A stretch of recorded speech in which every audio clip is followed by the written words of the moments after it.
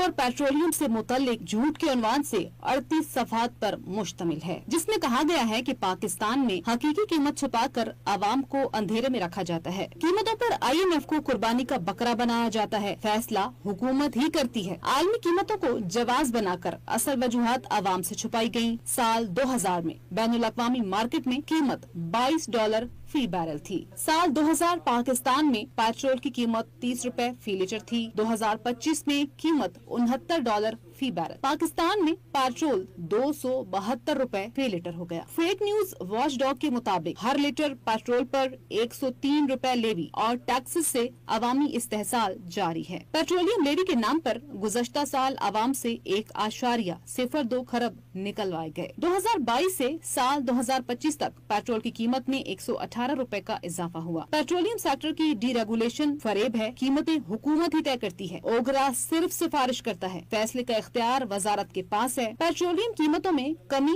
ताखीर का शिकार, जबकि फौरी इजाफा दोहरा मयार है। अवामी रिलीफ से गुरेज और महसूलात जमा करने में जल्दबाजी की जाती है। रिपोर्ट में दावा किया गया है कि आवाम को सिर्फ कीमत बताई जाती है। कीमत का फार्मूला छुपाया जाता है। कौमी मुफाद की आड़ में अवाम पर बोझ और हुकूमती मराद बरकरार हैं। डॉलर के मुकाबले रुपए की गिरावट से भी फ्यूल मजीद महंगा होता है।